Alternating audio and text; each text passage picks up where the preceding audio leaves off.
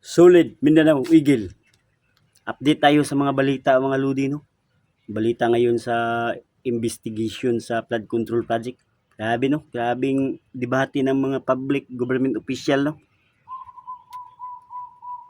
Ang admin ngayon ng mga official, tinatabunan talaga nila yung mga kasalanan nila ngayon. Binabalikan nila yung panahon ni Digong. At ini-involve din nila yung mga tao nga nakakuha ng project sa panahon ni Digong hanggang ngayon. Ang panahon ni Digong, wala namang isyong ganito. Hanggang ngayon, nakakuha sila ng project ng gobyerno. Ngayon ang isyu. Ngayon ang isyu kasi may tao na gumawa na hindi tama. Kaya ganyan, nagkalit-silitsi na kasi galing sa taas, pababa ng pababa. Kung katulad lang ni Digong ang leader sa taas, hindi sila gagawa ng corrupt. Kasi alam nila takot sila sa taas sa leader.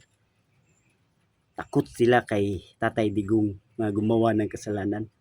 Hindi katulad ngayon nga hindi takot yung mga kabinete na gumawa ng corrupt kasi alam nila mahina ang leader ngayon.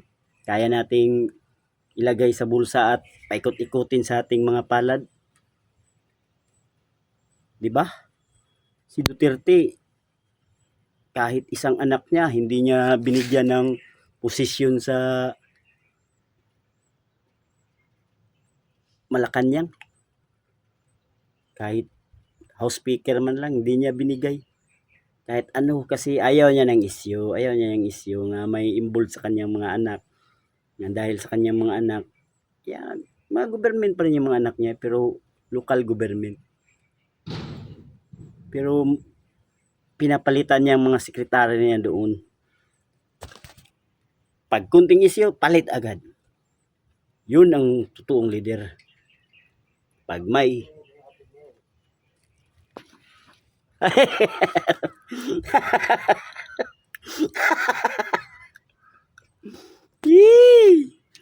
Sige, idol.